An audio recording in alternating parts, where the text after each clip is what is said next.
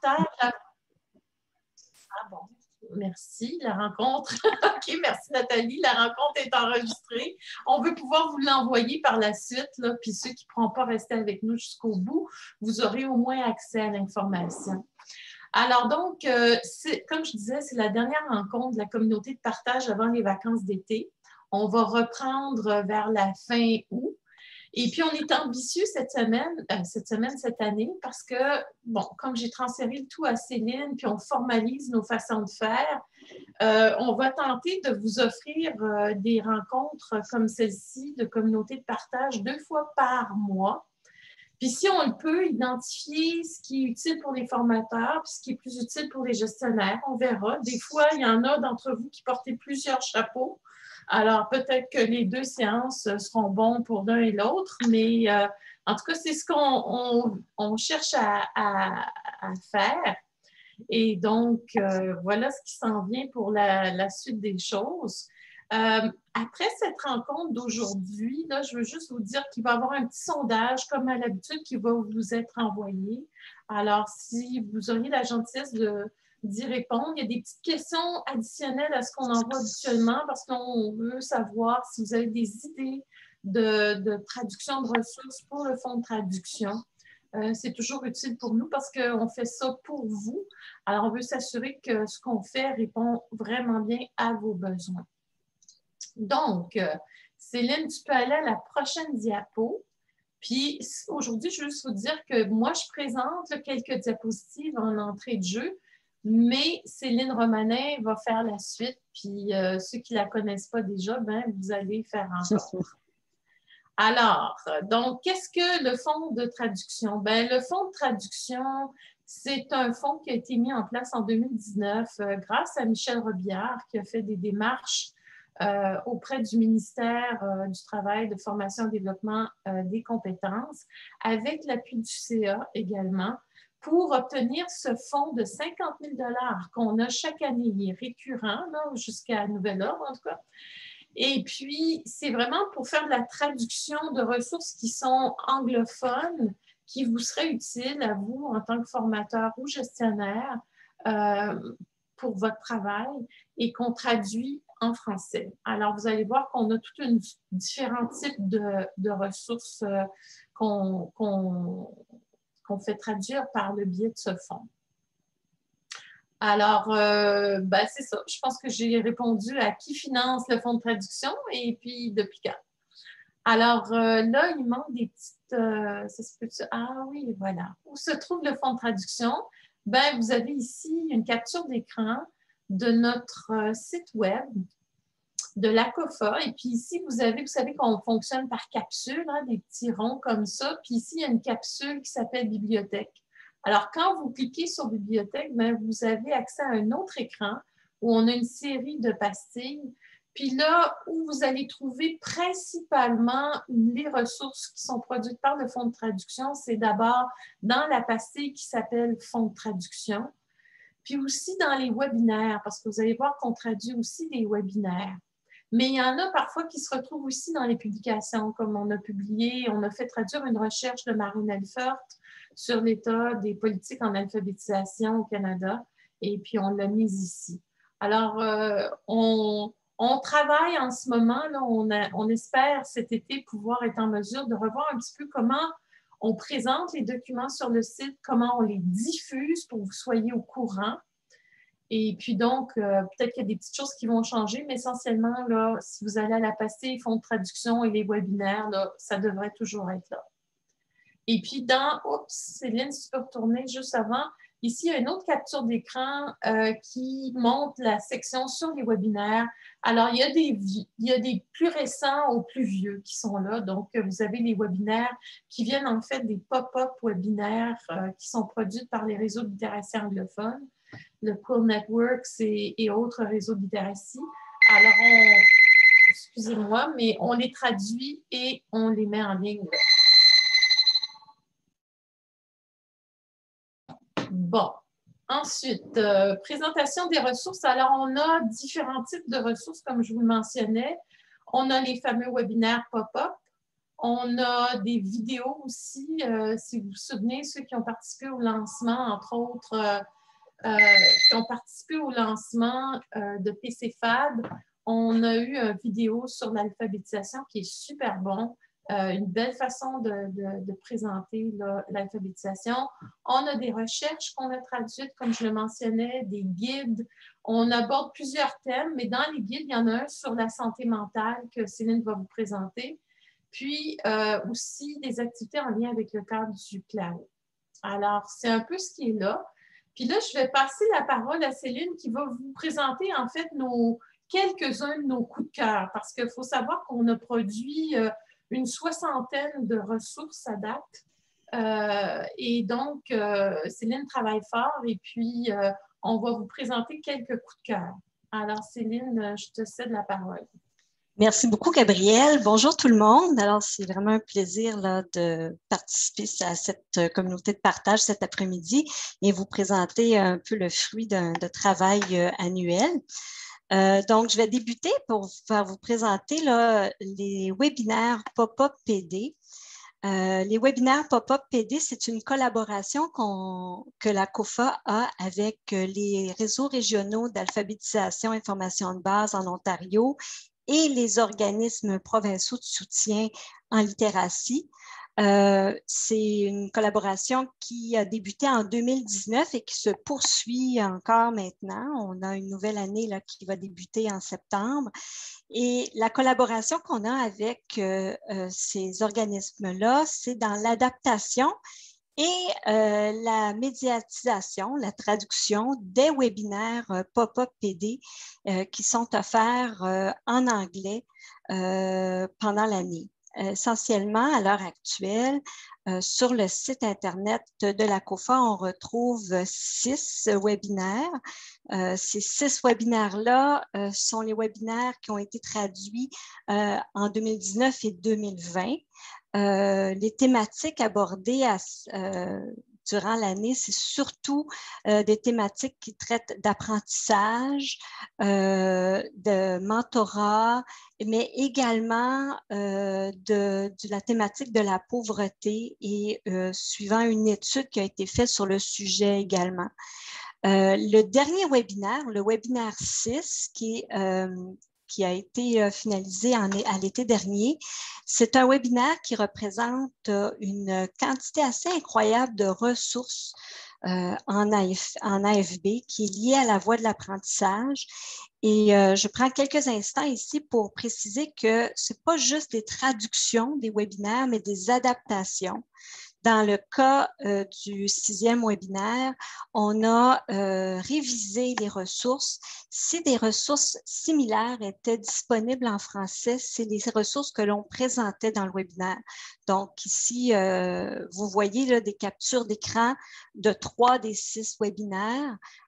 Qui sont présentés sur YouTube et on présente une ressource du Centre Fora, par exemple, qui n'était pas présentée dans le webinaire original en anglais, qui en fait est une ressource qui est semblable à une ressource présentée en anglais. Donc, il y a eu quand même un travail important de recherche avant de finaliser l'outil dans un format vidéo. Pour la prochaine année, on a déjà traduit les narratifs de 4 des 6 webinaires qui viennent de passer et on va médiatiser 2 de ces webinaires-là dans le fonds de traduction en cours. Et on va aussi voir avec nos partenaires de LNO et PSOL de la possibilité de faire des webinaires bilingues. C'est encore à confirmer parce que le public n'est pas toujours le même, mais on est en train d'établir une bonne collaboration avec ces partenaires-là, dû justement grâce au fonds de traduction. Alors, comme le mentionnait tout à l'heure Gabrielle, on parlait d'une vidéo de sensibilisation.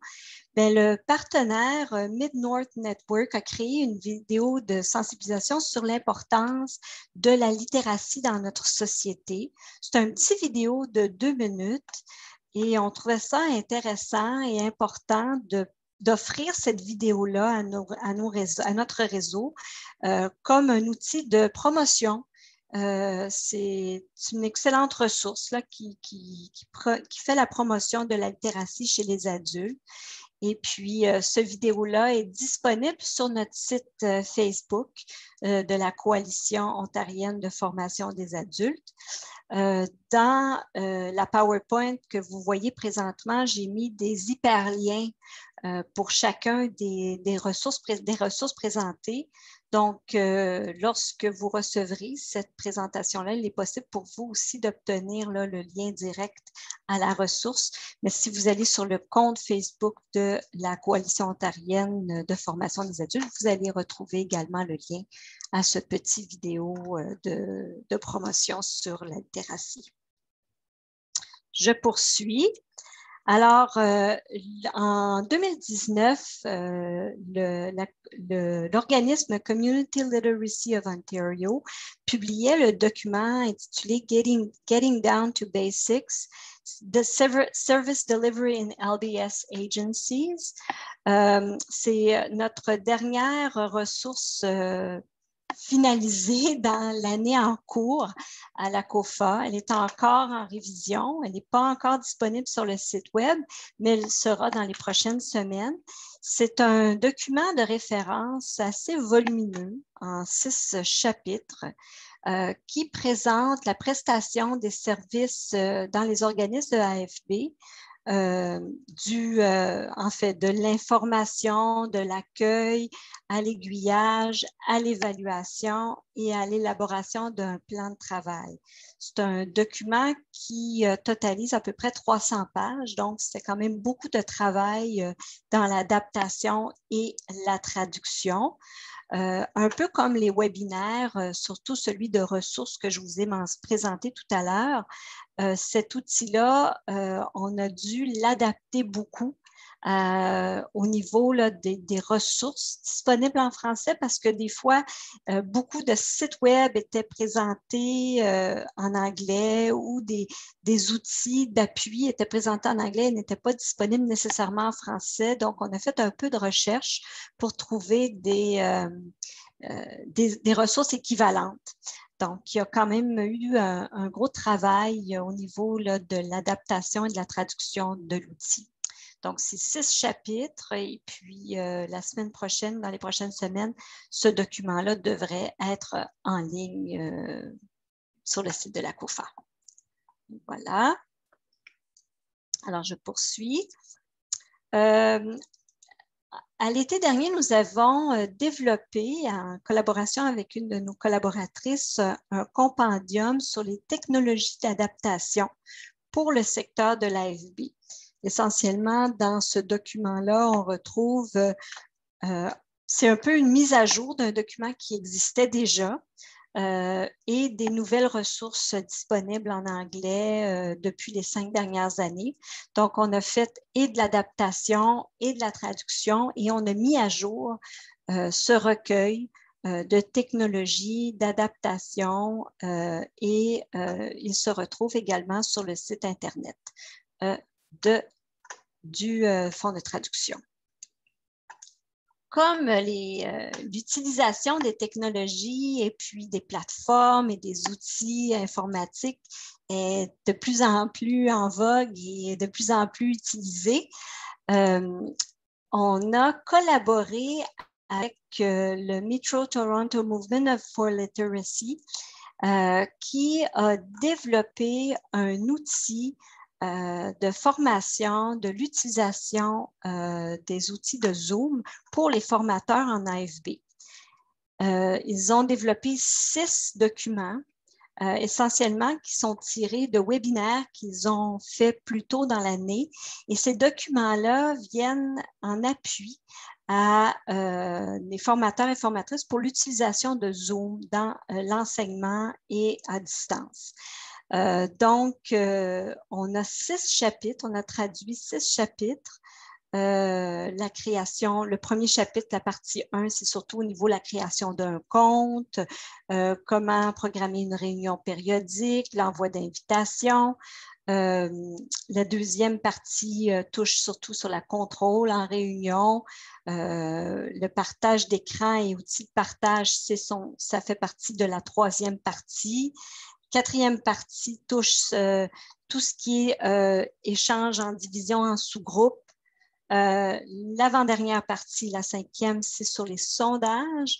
Et finalement, la dernière partie, c'est la préparation à l'apprentissage, donc des trucs, des outils d'appui pour les formateurs et formatrices qui veulent utiliser Zoom comme outil de formation. Donc, présentement, on n'a pas encore développé de webinaire avec cet outil-là, mais ça serait intéressant si jamais cet outil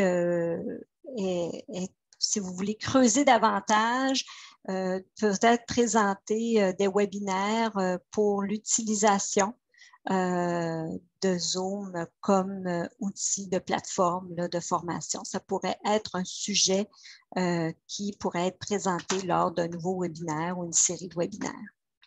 Donc, voilà. Et puis, présentement, je vous ai juste mis là, la première partie, mais il y en a 6 autres et elles se trouvent toutes sur le site Internet. Je mettrai ici les hyperliens dans la fiche PowerPoint pour que vous puissiez y accéder plus facilement. On a aussi fait traduire une série d'outils qui traitent de l'alphabétisation et de la formation de base. Par exemple, le partenaire Community Literacy of Ontario a développé un petit document qui présente le rôle de l'évaluation dans les organismes d'AFB. Donc, on a fait la traduction de cet ouvrage-là. Il y a également la traduction de cet ouvrage présenté par les Learning Network of Ontario, les réseaux d'apprentissage de l'Ontario, qui donne un peu une vue d'ensemble sur le rôle et les partenaires des organismes en AFB. On retrouve aussi une fiche, un organigramme qui présente un peu qui sont les fournisseurs de services en développement et des compétences d'emploi Ontario. Donc, c'est le genre de document qu'on a traduit pendant l'année. Donc, voilà. Tous les liens se trouvent aussi sur le site du Fonds de traduction. Lorsqu'on a fait la traduction et l'adaptation du grand document de revenir à l'essentiel du Community Literacy of Ontario, du CLO, on a trouvé certaines ressources qu'on trouvait intéressantes à adapter et traduire en français, notamment ces 6 fiches résumées des 6 voies de transition. Donc, vous avez ici les voies vers les études secondaires, études postsecondaires, la formation d'apprentissage, la formation professionnelle, vers l'emploi, vers l'autonomie. Ces 6 fiches-là, en fait, présentent dans une page, maximum une page et demie, l'essentiel de la voie d'apprentissage. Donc, c'est assez intéressant. Ça donne le rôle des fournisseurs pour chaque fiche, l'aiguillage et tout ça. Donc, c'est intéressant et ça résume bien tout le document présenté par le CLAO sur le même sujet. Donc, ces ressources-là se trouvent sur le site et peuvent être utilisées là, selon vos besoins.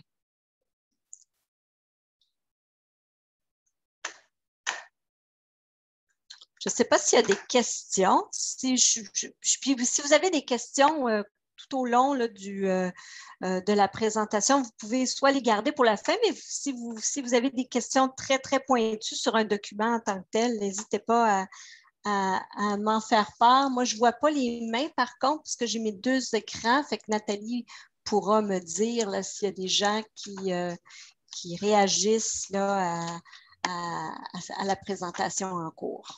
Il n'y a aucune question présentement, ni dans le chat, ni aucune main levée. Donc, tu peux poursuivre. Merci beaucoup, Nathalie. Je vais poursuivre donc avec la prochaine vidéo, la prochaine diapo.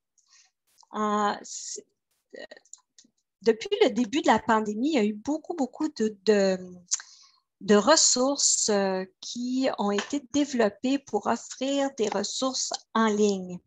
Notamment, par exemple, le Lawback Literacy of Ontario avait produit une série d'activités basées sur le cadre du CLAO et des activités qui touchent certaines thématiques spécifiques, dont la vie pendant une pandémie, par exemple. Ça, c'est ce que vous voyez à l'écran, mais il y en a 2 autres qui sont disponibles sur le site, dont une sur la santé et la sécurité à la maison et une autre sur le jour de la Terre.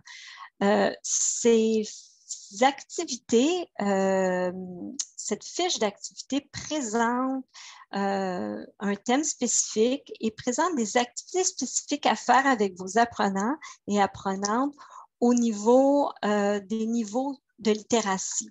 Dans le document qui se trouve sur le site Internet et pas celui-ci, les hyperliens que vous avez à même le document, par exemple ici, sont actifs.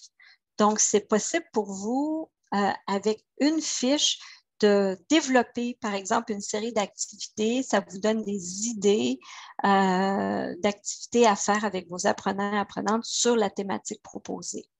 Donc, on a traduit ces 3 thématiques-là pour les besoins là, de vos centres.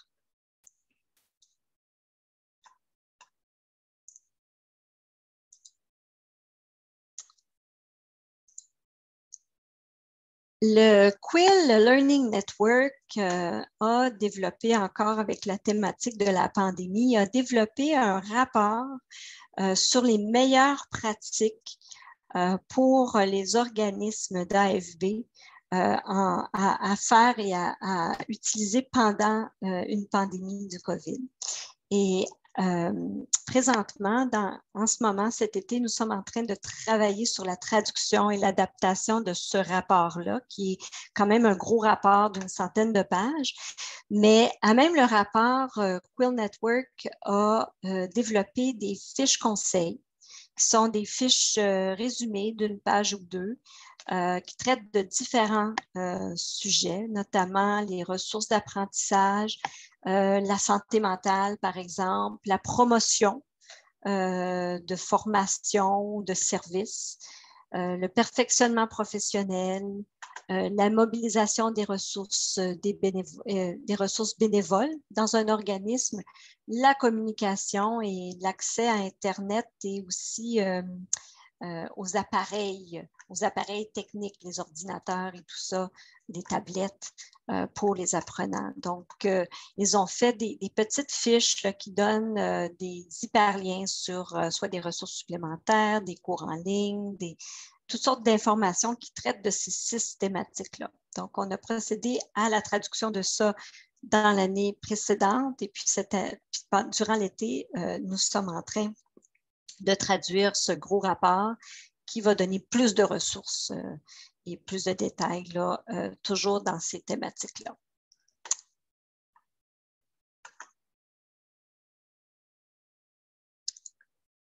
Alors, on a aussi procédé à la traduction de plusieurs guides. On touche encore la thématique de la pandémie de COVID-19. Donc, durant l'été, plusieurs documents avaient été présentés juste en anglais, là, des documents qui venaient de Workplace Safety and Prevention Services. Donc, on trouvait que c'était intéressant de fournir ces ressources-là en français à nos membres. Donc, il y a un guide sur la santé et la sécurité qui est destiné au personnel administratif. Il y a un guide aussi qui était destiné aux employeurs du milieu de travail et de bureau pendant la COVID. Donc, des liens sur des lois spécifiques au travail, d'autres informations plus gouvernementales là, sur le sujet. On a aussi traduit des listes de vérification, des checklists pour appuyer les organismes ou les entreprises à la préparation là, de travail, de télétravail ou de dealer négocier avec la pandémie.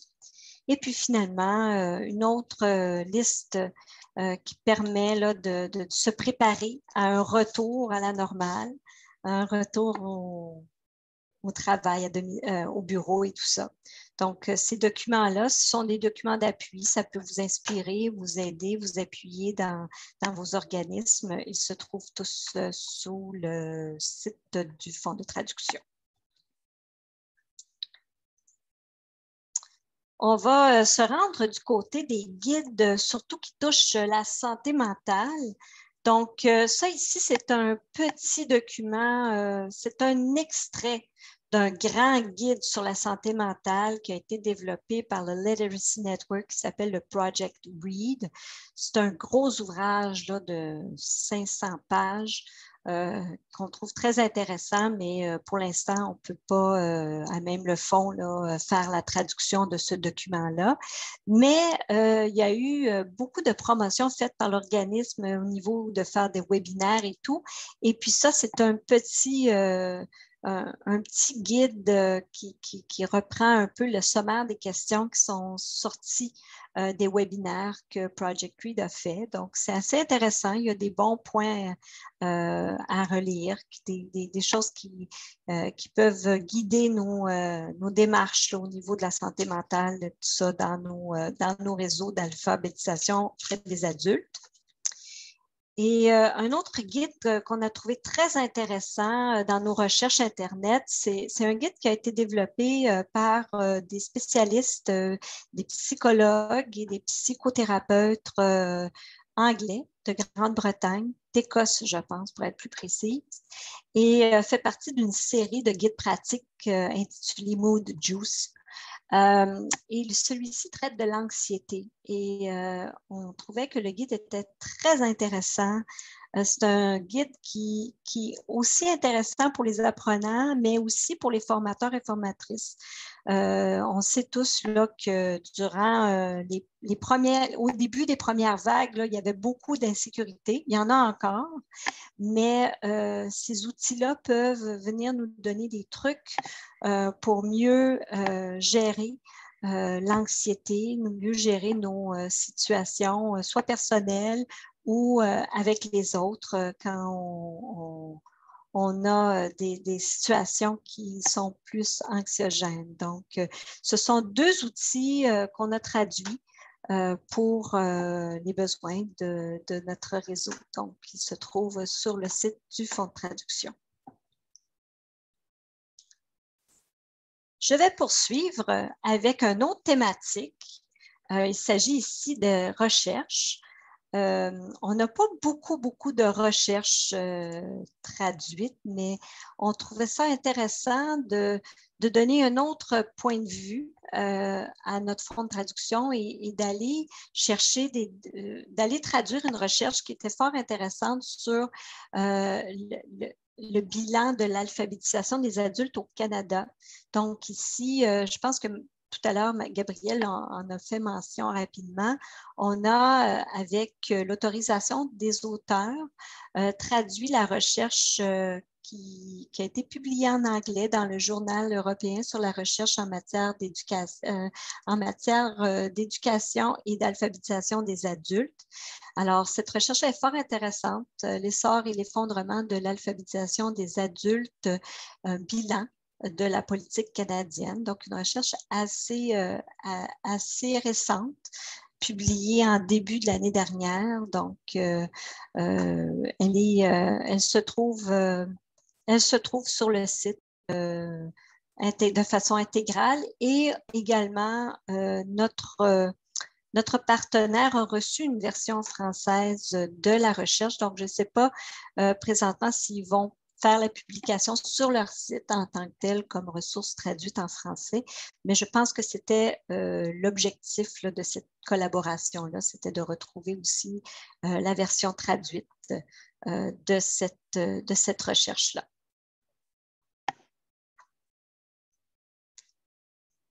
Ça va pour l'instant? Oui, tout est bon de mon côté. C'est bon, c'est bon. OK, je poursuis. Donc, voilà. Quelques ressources ont été traduites qui proviennent de notre partenaire apprentissage en ligne, eChannel. C'est un rapport qui a été publié l'année dernière sur les solutions de rechange et équivalence au curriculum sous licence utilisé par les fournisseurs de services en ligne. Donc, c'est un rapport qu'eux avaient publié et on trouvait que l'information qui s'y retrouvait était intéressante. Donc, on en a fait la traduction et à même le fonds de traduction l'année dernière. Je pense que ça s'est fait durant l'été, ça, comme traduction. D'autres ressources sur l'apprentissage. L'apprentissage a été assez présenté là, dans nos ressources traduites. Donc, vous trouvez ici quelques ressources sur l'apprentissage. Des ressources développées par Literacy Link. Ce n'est pas nécessairement des ressources là, qui qui sont récentes, là, comme ici, on a l'apprentissage des réponses, là, qui est une ressource développée par Literacy Link Niagara, qui a quelques années déjà, mais je trouvais que c'était des ressources qui pouvaient être pertinentes à être offertes au réseau. On a aussi l'apprentissage en Ontario, ou promouvoir l'apprentissage auprès des personnes apprenantes de l'Ontario, qui est un document plus de promotion ou de présentation de ressources. Donc, vous allez retrouver ces outils-là dans le site Internet de l'ACOFA sous fonds de traduction. Et puis, je vais terminer en fait avec une ressource qui a été traduite quand même au début. Oh, excusez-moi, bon, il y a un petit bug dans ma présentation. Une ressource qui a été quand même traduite au début là, du fonds de traduction, donc en 2019. Il s'agit d'une belle ressource. Je profite d'avoir plusieurs personnes en ligne là, pour vous la présenter de nouveau. Elle a été présentée dans le bulletin de l'ACOFA et tout ça, mais je trouve ça intéressant de vous la remettre, de vous la présenter parce que c'est une belle ressource qui permet de faire des formations ou des petits échanges pour l'utilisation des tablettes pour un public qui est aîné. Donc, le guide propose des leçons, des activités pour les formateurs, les formatrices. C'est une excellente ressource qui peut être utilisée comme en soi, là, comme un cours, là, parce que je pense que dans la ressource, on présente un plan de formation sur plusieurs cours sur l'utilisation des tablettes. Donc, comme on sait que le public aîné utilise de plus en plus la technologie, le confinement aussi a facilité ou accéléré l'utilisation des tablettes auprès de nos aînés. C'est une ressource fort intéressante à présenter auprès de votre réseau d'apprenants et apprenantes. Donc, en gros, il y a toujours... Oups, excusez-moi, mon Dieu, il est arrivé quelque chose. Hop. Okay. Je pense que je viens de fermer mon screen sharing. Excusez-moi. Je ne sais pas qu'est-ce qui s'est passé. Je vais reprendre le contrôle. Oui, tu as fermé la présentation. J'ai fermé la présentation. C'est ma roulette de souris. Ma roulette de souris qui vous a qui a joué des siennes. Donc, je vais juste à partir de ce bon.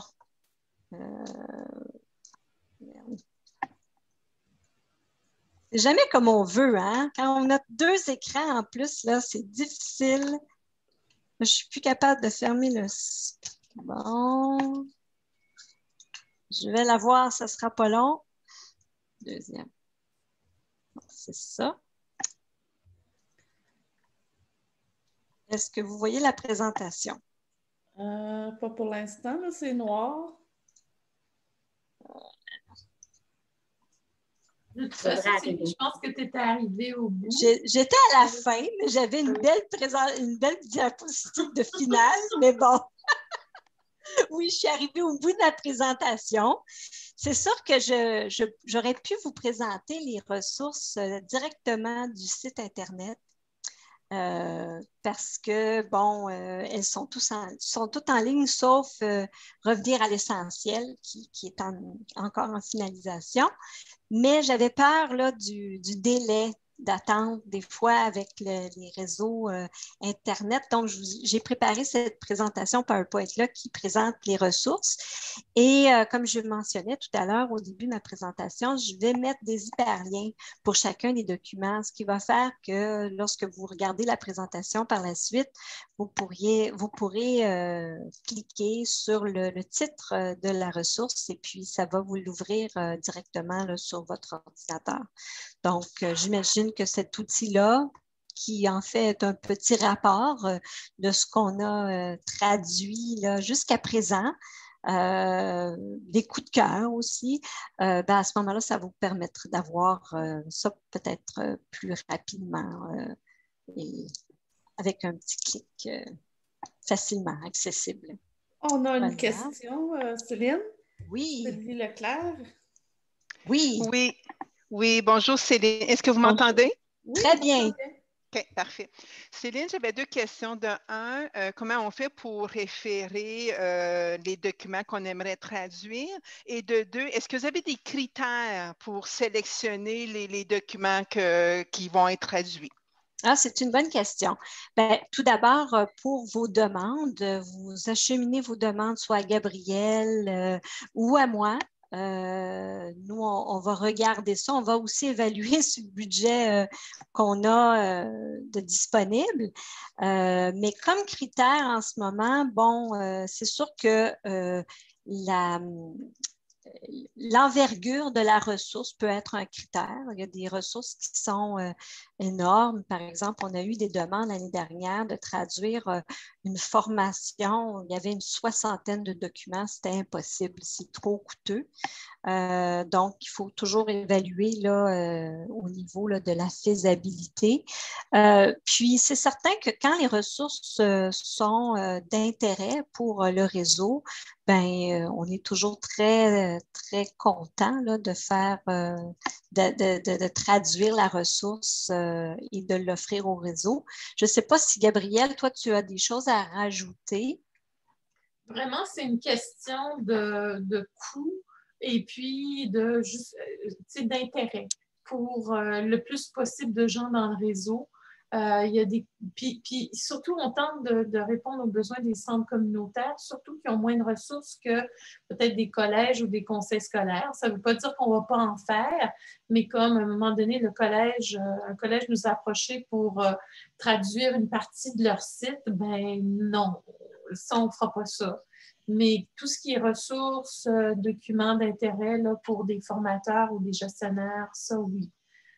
Puis c'est sûr, tout dépendant où vous arrivez dans le moment de l'année, notre budget diminue au fur et à mesure que l'année avance. Alors, nos capacités sont moins grandes vers la fin de l'année qu'en début.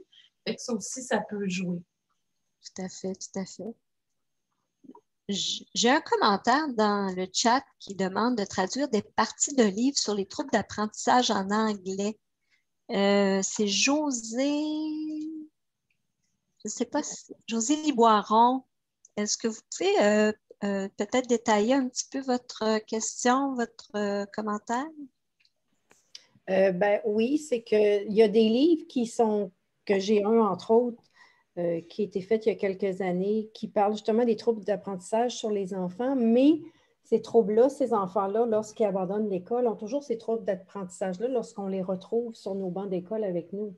Donc, je me demandais si c'était possible des fois de traduire certaines parties de livres concernant ou d'autres livres disponibles sur les troubles d'apprentissage. Parce que c'est important pour nous de reconnaître c'est quoi ces troubles-là pour pouvoir vraiment accompagner l'apprenant puis être sûr qu'on répond à ses besoins pour être sûr qu'il va aller vers le succès. Oui, n'hésitez pas à nous envoyer les ressources. On peut regarder puis voir comment on peut le mettre en page, si on veut, surtout sur une partie de livre, là, voir qu'est-ce qu'on peut faire. Il y a peut-être d'autres ressources aussi qu'on peut trouver, mais je trouve que le sujet des troubles d'apprentissage est super important par rapport au travail qu'on fait. Fait que je trouve que c'est une bonne suggestion, Josée.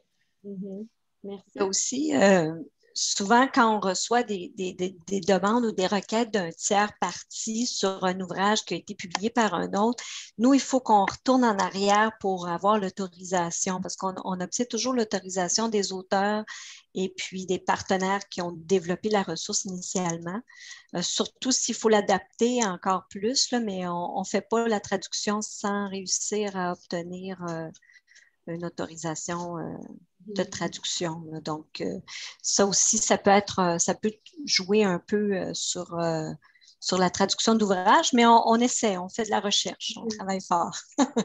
Merci. Oui, c'est un bon point, Céline. Puis aussi, ce qu'il faut dire, c'est que quand les gens nous permettent la traduction de leur ouvrage, on leur retourne à la fin l'ouvrage traduit. Donc, ça aussi, il y a comme un plus pour eux aussi dans l'exercice parce que là, ils ont l'ouvrage traduit qui est disponible à un plus grand nombre de gens. Il y a un autre commentaire dans le chat qui vient de Sarah Stoker qui a demandé si on a découvert des besoins. Je me demande, Sarah, si vous voulez savoir s'il y a des besoins spécifiques. Est-ce que c'est, juste comprendre bien votre question, est-ce que vous demandez s'il y a des besoins spécifiques de nos membres sur la traduction d'ouvrages? Est-ce que c'est dans ce sens-là? Je m'excuse, je ne peux pas parler très bien en français. J'ai pensé que de temps en temps, nous demandons s'il y a des besoins pour les instructeurs et instructrices, mais est-ce qu'il y a quelque chose que vous avez découvert quand vous faites vos travaux qui reveals des autres besoins? Ben, je pense que je comprends très bien, Sarah, ce que vous demandez. Vous demandez s'il y a des besoins spécifiques de traduction. Pour l'instant, on n'a pas eu des activités de sondage auprès de nous. On a fait des petits sondages sporadiques à savoir quels sont les intérêts et les besoins du réseau. Mais suite à cette présentation-là, vous allez recevoir un sondage et il y a quelques questions dans le sondage qui vont vous demander si vous avez des besoins spécifiques au niveau d'outils à traduire.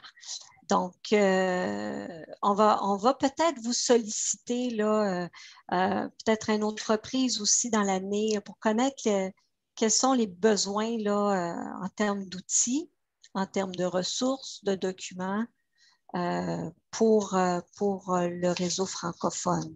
Est-ce que j'ai bien saisi? Je pense que oui, c'est parfait, un bon plan. Merci. Merci, Sarah. Oui, moi, je rajouterais qu'en fait, on sollicite nos membres depuis le début qu'on a le fonds de traduction pour connaître leurs besoins. Puis, il y en a certains qui sont venus à nous, mais étrangement, il y a beaucoup plus qui viennent des réseaux anglophones qui sont là, soit à nous dire, hey, dans des réseaux de littératie, par exemple, où il y a certains d'entre eux ont des groupes francophones et nous disent, est-ce que vous pourriez nous traduire telle ressource ou des choses comme ça? Ou si moi, je suis dans une rencontre puis je vois une ressource que je trouve intéressante ou quelqu'un d'autre à la COFA reçoit de l'information puis on se dit, ça serait intéressant à traduire puis on le fait traduire. Mais vraiment, là, c'est sûr qu'on veut vous entendre, on vous sollicite à différents moments donnés. Mais je sais que tout le monde est débordé puis la lecture, pas tout le monde a le temps de faire ça. Donc, c'est pas toujours simple. Donc, nous, on va essayer de voir comment aussi on peut vous diffuser l'information. Il y a un groupe Facebook qu'on a créé pour vous suite à une demande, en fait, qui venait de vous lors du dernier forum annuel. Il n'y a pas beaucoup de monde qui sont là-dessus, puis il faut l'activer. Alors là, on va voir si on ne peut pas sortir à toutes les semaines une ressource avec un tout petit texte qui explique c'est quoi cette ressource puis qu'est-ce qu'on peut faire avec pour essayer de faciliter un petit peu la tâche. Mais je sais que tout le monde est débordé puis avec la pandémie, là, ça fait en sorte que vous avez encore moins de temps que d'ordinaire là, pour vous lancer dans le développement de formation, puis de faire beaucoup de recherches de ressources. Alors, c'est ça. Il y a ici Rita Deslauriers qui mis un commentaire dans le chat qui dit c'est quoi le nom du groupe Facebook? Le nom du groupe Facebook, c'est la Coalition ontarienne de formation des adultes. Je pense qu'on va l'écrire. Oui, c'est vraiment pour les membres. Mérita, en tant que réseau de littératie, tu peux y accéder aussi, là. Et puis, on veut essayer de sortir aussi. On fait des petites capsules à l'interne. On a commencé ça sur des petits trucs et astuces, soit sur Outlook, sur Excel ou peu importe. Et puis, c'est ça, on fait chacun à notre tour, on en fait une. C'est très court, mais on va peut-être mettre ça aussi sur le groupe Facebook, quitte à créer de l'animation, mais le but de ce groupe Facebook-là, c'était que vous partagiez de l'information, vous pouvez clavarder ensemble et tout ça. Donc, ça peut juste exister si vous êtes là aussi puis vous l'utilisez. Puis à date, je pense qu'on a juste une quinzaine de personnes d'inscrites. Alors, donc, je vous invite à vous inscrire aussi. On pourra vous renvoyer le lien après la rencontre. Nathalie pourra faire ça. Justement, je dois mettre en ordre l'enregistrement puis faire sûr que Gabrielle elle a le document avec les liens. Donc, probablement, là, demain, c'est l'AGA, mais vendredi, je vais préparer un courriel qui va avoir le lien d'enregistrement, le document de Céline avec les liens directs. Je vais vous mettre aussi le lien qui vous dirige directement à ces ressources-là et aussi le lien du groupe Facebook. Donc, vous allez avoir un petit courriel avec toutes ces ressources-là qui va vous être directement envoyé. Puis moi, ce que j'aimerais rajouter aussi, c'est que là, on vous a présenté juste quelques-unes des ressources.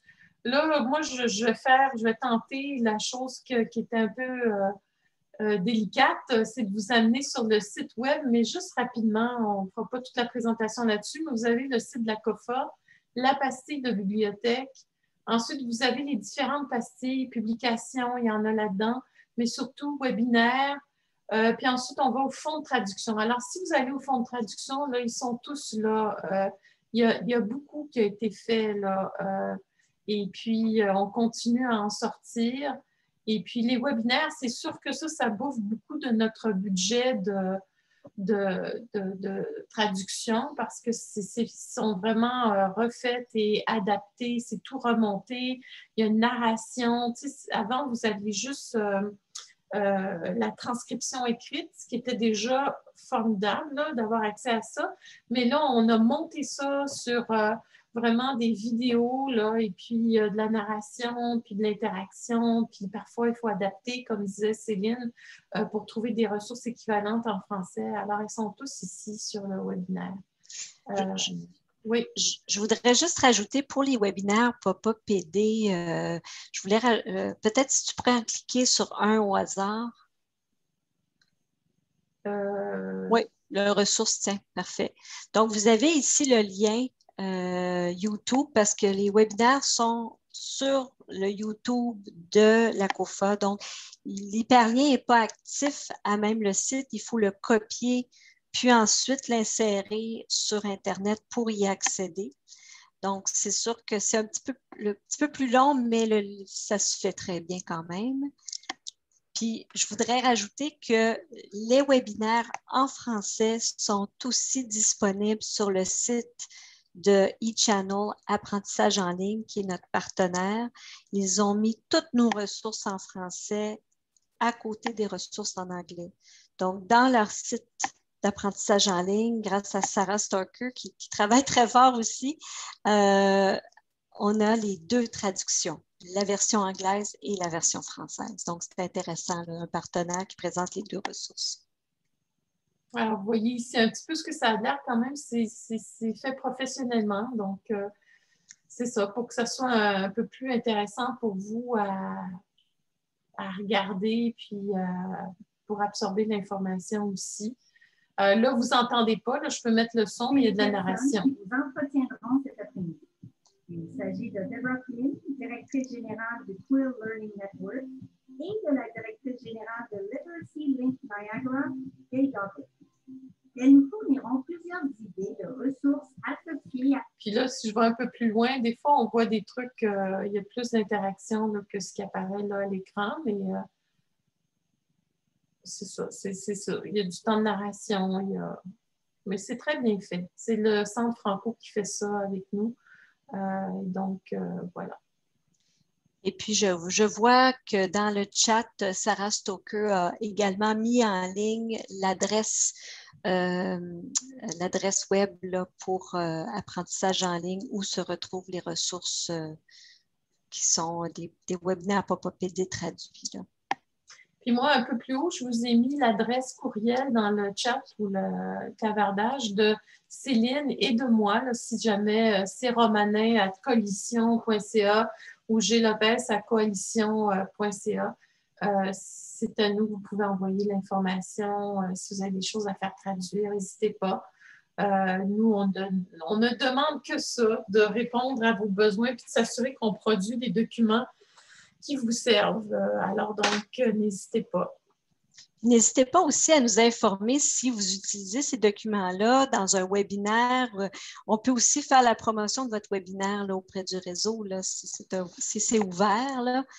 Par exemple, si des outils vous intéressent là, pour présenter une série de webinaires, par exemple, comme les outils de Zoom Tool, Silver Lining Café en français, ben, ça serait intéressant là, de le savoir. Comme ça, on pourrait vous appuyer. Là. Je ne sais pas s'il y a d'autres questions. Alors, je vois qu'on arrive à la fin. Écoutez, nous, on va continuer à essayer d'améliorer nos façons de diffuser l'information pour que vous ayez accès, pour que ça soit digeste aussi, parce qu'on sait que vous n'avez pas beaucoup de temps et parfois d'énergie pour monter vos formations, alors, puis surtout en ce moment. Alors, donc, on va essayer de continuer à raffiner nos processus de diffusion puis de production. Et puis, on est toujours ouvert, alors n'hésitez pas à faire appel à nous. Merci beaucoup d'avoir été là. Merci de votre patience dans les petits délais. On devrait être encore meilleur la prochaine fois. Et puis, au plaisir de vous retrouver bientôt. Plusieurs d'entre vous, je vous revois demain à la GA. Merci. J'espère que vous serez là en grand